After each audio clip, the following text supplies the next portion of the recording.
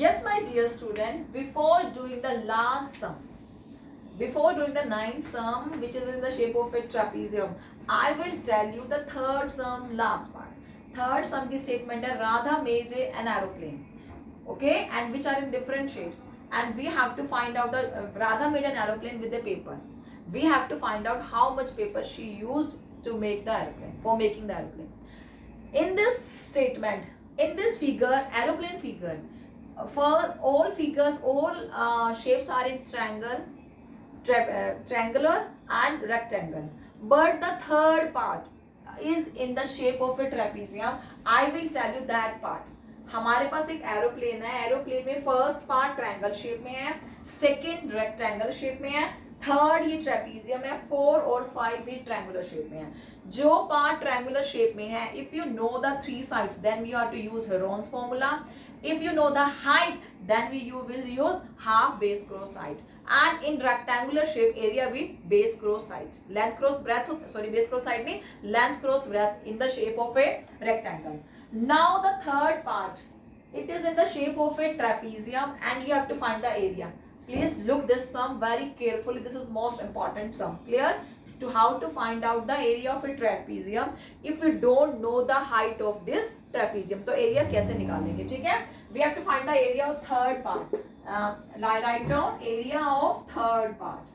Area of third part or trapezium as you wish. Third part, ठीक है?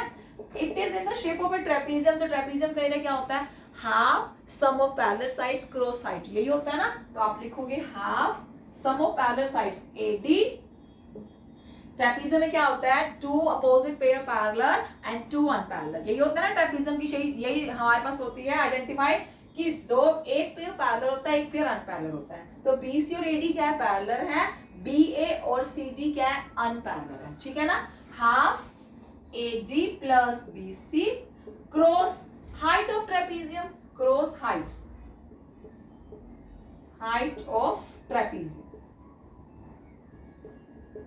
यही है. नाउ अब देखो ABCD से ट्रेपीजियम. मैंने क्या किया? हाइट ड्रॉ की from B side and from C side से. मैंने BE और CF. अब if 2 lines are parallel, I will tell you this one thing. अगर 2 लाइंस पैरेलल हो, इफ 2 लाइंस आर पैरेलल, ठीक है ना, और ये दोनों पैरेलल लाइंस के बीच में हाइट होती है, this will be of equal length in all the part. अगर पैरेलल लाइंस हैं, कभी भी वो ऊपर नीचे नहीं होगी, तो बीच की जो लेंथ होती है वो हमेशा क्या होगी? डिस्टेंस में सेम. लाइंस पैरेलल है, इट मींस उनके बीच में डिस्टेंस क्या है? एवरी टाइम इक्वल है. तो ये ऑल लाइंस आर सेम. ठीक है ना? अगर ऑल लाइन सेम है तो अब BC और AG पैरेलल लाइंस हैं, तो BE और CF उनके बीच में डिस्टेंस सेम होगा. तो मैंने ये हाइट ड्रॉ की, तो इस हाइट के प्लेस पे आप क्या रखोगे? BE रखो या CF रखो एज यू विश. मैंने ट्रेपीजियम में 2 हाइट ड्रॉ की. ये लेट मेरी हाइट है. ठीक है? Now we have to find out the value of this height. अब देखो हाइट ड्रॉ करने का मतलब है, स्ट्रेट लाइन का मतलब है, ये एंगल कितने का होगा? 90 का ना, क्योंकि मैंने अगर परपेंडिकुलर ड्रॉ किया है, that means this perpendicular will make 90 degree angle with the base line. Yes my dear students, तो ये एंगल 90 का हो गया. अगर ये 90 का है, हमें हाइट निकालनी है. ट्रेपीजियम है, ट्रेपीजियम की साइड्स क्या गिवन है? 1. आपको ट्रेपीजियम की साइड्स गिवन है, दिस इज 1, BC 1 है, AD 2 है, BA AB 1 है और CD, इट मींस ये आइसोसेलेस ट्रेपीजियम है. आइसोसेलेस का मतलब होता है अनपैरेलल साइड्स की लेंथ इक्वल है और पैरेलल की चेंज है. पैरेलल में ये 1 गिवन है, AD 2 गिवन है, AB भी 1 है, CD भी 1 है. ठीक है ना? अगर आप B और C से स्ट्रेट लाइन ड्रॉ करते हो, ठीक है ना, देखो ये स्ट्रेट लाइन का पैरेलल साइड्स के बीच में स्ट्रेट लाइन पैरेलल होती हैं. तो ये जो स्ट्रेट लाइन है, तो ये 1 है, तो ये भी क्या रह जाएगा? EF 1. इट मींस आपके पास ये 1 सेंटीमीटर रह गया. कंप्लीट था 2, मिड हो गया 1. तो ये पोर्शन कितने रह गए? इक्वल पोर्शन रहेंगे ना, क्योंकि मैंने इक्वल स्ट्रेट लाइन ड्रॉ की है. तो 2 में से 1 गया 1, इट मींस इन दोनों का एडिशन 1 है, तो ये भी 0.5 सेंटीमीटर होगा और ये भी 0.5. समझ आया? ट्रेपीजियम में आपको BC और AD पैरेलल, देखो ध्यान से देखो, BC और AD पैरेलल गिवन है. Let this be BC and this be AD. ठीक है ना? इसमें मैंने ये ट्रेपीजियम ड्रॉ किया, ठीक है, मैंने बी से एक स्ट्रेट लाइन ड्रॉ की बी और सी से भी एक स्ट्रेट लाइन ड्रॉ की सी एफ, ठीक है ना। अगर ये 1 है तो ये जो स्ट्रेट लाइन होगी ये भी लेंथ में इक्वल होगी और ये भी लेंथ में इक्वल होगी, तो ये 1 तो ये भी कितना हो गया 1।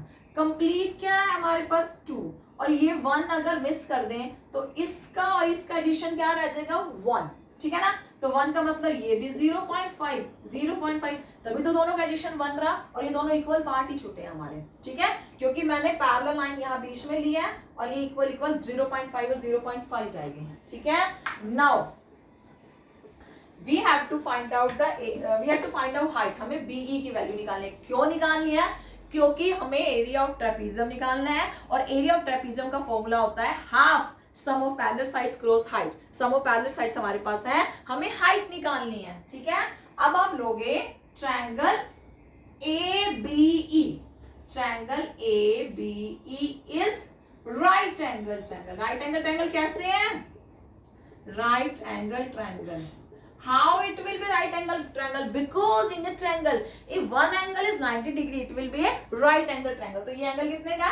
90 का। अगर ये 90 का है तो नेचुरली ऑब्वियस है कि ABE क्या होगा? Right angle triangle. Right angle triangle में पाइथागोरस ने एक हमें बताया ये स्टेटमेंट कि if we know the two sides of the triangle, then we can find out the third side by using which method? Yes, my dear students, by using Pythagoras theorem. Clear? तो आप लिखोगे it is right angle triangle, तो आपके पास AB 1 है, AE 0 point है, but हमारे पास BE नहीं है, तो आप लगा दो using Pythagoras theorem, using Pythagoras theorem, ठीक है ना। पाइथागोरस से क्या हुआ? 90 के अपोजिट होता है hypotenuse, AB square is equal to and the rest to 1b height and 1b base, तो हो जाएगा AE square plus BE B square, ठीक है ना। AB स्क्वायर की वैल्यू क्या है? 1 का स्क्वायर, 1 का स्क्वायर तो 1 ही होता है और 0.5 का स्क्वायर प्लस BE का स्क्वायर मींस हमने हाइट लिया है, यहाँ हाइट का स्क्वायर, तो यहाँ से हमें हाइट की वैल्यू फाइंड आउट करनी है, निकाल दो। हमें ये चाहिए तो इसको यहाँ कर देंगे, 1 का स्क्वायर मींस 1 माइनस 0.5 का मतलब क्या होता है? 0.5 का square 2.5, this is equal to height square, ठीक है ना। 1 माइनस 1 का स्क्वायर 1, 0.5 का स्क्वायर 2.5 होता है, तो 1 माइनस 2.5 को मैं इधर ले आई, क्लियर, एंड x स्क्वायर यहाँ वैल्यू हो जाएगी 1 का स्क्वायर इक्वल टू 0.5 का स्क्वायर प्लस 2.5, और you can write here in this way 1 square minus 0.5 square is equal to h square. This is also the same way. Now we have to find the value of h. हम h की value कैसे निकालेंगे? I will tell you. Firstly, we have to solve out this. Yes, my dear students. Not 0.5 square, not 2.5. It will be 0.25. 0.25 का square क्या होता है? So 0.5 का 0.25. तो 1 का square minus 1 minus 0.25 equal to h square. अब 1 में से 0.25 की क्या रह जाता है? 0.75। आप लिखोगे 0.75 इक्वल टू h स्क्वायर, ठीक है ना। 0.75 को 75/100 लिख सकते हैं, डेसिमल रिमूव कर दो, 75/100 इक्वल टू h स्क्वायर। 25 4 100, 25 3 75, तो आपके पास h स्क्वायर क्या आ गया है? 3/4, तो h क्या आ जाएगा? √3/4। यहां तक समझ आया? This is very easy, not typical. In this trapezium we have to find the area of the trapezium. ये राधा वाला सम है। In this sum the third part is in the shape of a trapezium and we have to find out the area of this trapezium also. Clear? We have to find the height because area of trapezium होता है half sum of parallel sides cross height. अब height के लिए process किया है मैंने, height draw की है। हाइट ड्रॉ करते ही ABE क्या हो गया? Right angle triangle. Right angle triangle है तो पाइथागोरस ने क्या कहा? If we know the two sides we can find out the third side by using Pythagoras theorem. हमारे पास 1 है, 0.5 है, h नहीं है, तो मैंने पाइथागोरस थ्योरम लगाकर h की वैल्यू निकाल ली। अब h आ गया, नाउ इसको पुट कर दो एरिया ऑफ थर्ड पार्ट में। अब आप क्या लिखोगे? Area of third part. Area of third part क्या होता है? Half sum of parallel sides AD plus BC। AD कितना है? 2, BC है 1, और क्रॉस हाइट कितनी है, √3/4, हाफ 2 और 1 3 एंड √3/4। अब √3/4 को कैसे सोल्व करोगे, don't divide this, if you can find out the square root then you can find out, if not it will be very typical or difficult, then you can divide 3/4। आप 3/4 को divide करो, जो answer आएगा 0 point something, then you have to find out the square root. Yes बेटा, we will do this. Firstly we have to find out this √4, don't divide √4। √4 का answer क्या होता है, √4, यस बेटा 2 1 by, I will do in this part, जल्दी से यहाँ check करो, हमारे पास आंसर है 1/2 क्रॉस 3 क्रॉस √3/4, यही है 1/2 क्रॉस 3 क्रॉस √3/4, यही आ गया ना। अब √4 क्या होगा, 2, वेरी गुड बेटा, तो 1/4 3 ऊपर हो जाएगा, एंड √3 की वैल्यू क्या होती है 1.73, write down, put the value 1.73,